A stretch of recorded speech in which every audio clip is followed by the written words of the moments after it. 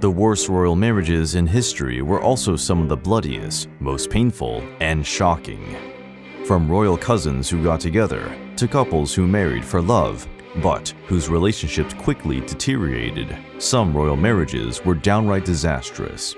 In most cases, royal husbands and wives lived unhappily ever after, as you saw in the first part of this list. Here is part 2 of royal marriages that turned ugly. We start the list with one of the most talked about marriages of the 19th century, the one between Austrian Emperor Franz Josef and Princess Elizabeth, better known as Sisi. Sisi had everything to be happy. She had striking beauty, considerable wealth, and an enviable social position in the strong 19th century Austrian Empire, and she won the heart of the young Emperor Franz Josef like a lightning bolt. Unlike many royal marriages, this one happened out of romance, for the two fell in love when they first met. On April 24, 1854, in Vienna's Augustinian Church, 16-year-old Sisi and almost 20-year-old Franz Josef were married. The ceremony was extraordinarily lavish, in a mixture of wealth and imperial pomp. The guests seemed to swim in a sea of precious stones. Begun on April 24, 1854, the celebration of the imperial palace in Vienna lasted a week, with almost all of Europe's royalty in attendance. But the young empress, nicknamed Sisi, was not prepared to assume a high position. Even the emperor's mother had preferred another candidate. The shy Bavarian princess had a hard time getting used to life in the Austrian imperial palace. Sisi hated her obligations as Queen of Hungary and Empress of Austria, as well as her family duties. At first, the marriage lived up to the expectations, but disagreements quickly arose. Franz Josef loved his wife to death, nonetheless. Given her beauty, the empress had many admirers and, according to malicious gossip, several affairs. With a monotonous and tedious life at court, Sisi developed eating disorders. She was extremely concerned with her beauty and did a lot of physical exercise. Isolated and lonely, she even talked about suicide. Tragically, her son Rudolf committed suicide with his girlfriend in 1889. Sisi also had a tragic end. She was murdered by the young anarchist Luigi Lucchini in Geneva, Switzerland. When Franz Josef received the telegram informing him of Elizabeth's death, his first fear was that she had committed suicide. This hypothesis collapsed when he got a second message detailing the murder. Franz Josef was greatly shaken by his wife's death and decided to preserve her memory. What had been born as a love marriage quickly fell apart and ended tragically. We now return to the Middle Ages to talk about the disastrous marriage between Henry II of England and Eleanor of Aquitaine. One of the greatest romances of the medieval world was the relationship between King Henry II of England and Eleanor of Aquitaine. Henry was the handsome young future King of England. Eleanor was the beautiful and captivating wife of the King of France. The marriage to Henry II was her second. The first had been to Louis VII of France, which was annulled in 1152 because it had been completely derailed. But Eleanor's marital status did not hinder the closeness to Henry. After the annulment of their first matrimony, they married a few weeks later. Although their marriage was royal, it was subject to the same tensions as any other. Henry II had several affairs, which deteriorated the relationship. By the 1170s, the marriage had gone beyond the point of no return. He even started living with a mistress by his side.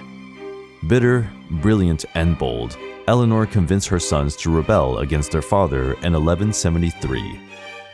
Henry stifled the rebellion and, not trusting his astute wife, kept her locked away for the last 16 years of his life. When sons Richard and then John inherited the throne, she was again a critical player in the royal court until she died in 1204. We move forward a bit in time and go to Russia to talk about the disastrous marriage between Peter the Great and Eudoxia.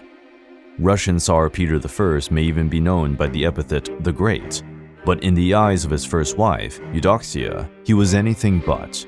Eudoxia married the Tsar in 1689 in a relationship brokered by Peter's mother. Although the marriage produced 3 children, Peter grew bored with his wife. In 1698, after 9 years of marriage, he felt it was time for a change.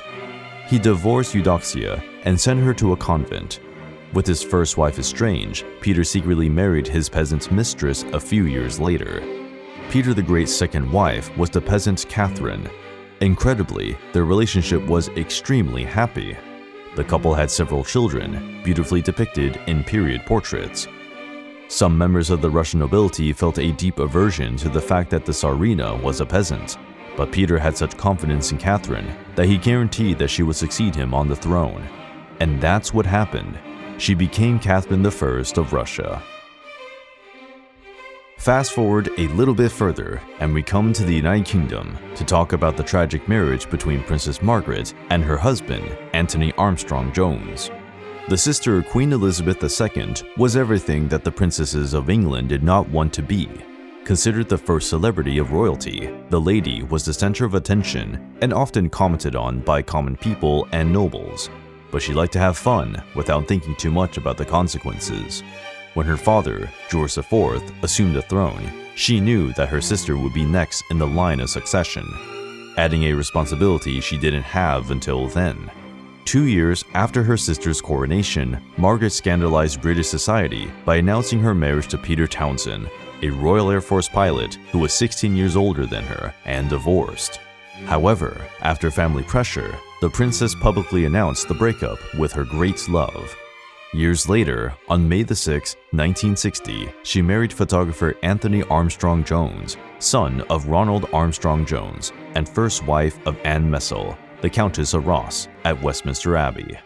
Considered the first modern royal wedding, the wedding was a first in the history of the family. It was televised to more than 300 million people around the world. From that moment on, Margaret received the title of Countess of Snowdon.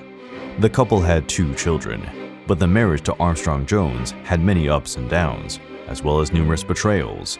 For years, the photographer had affairs with several women.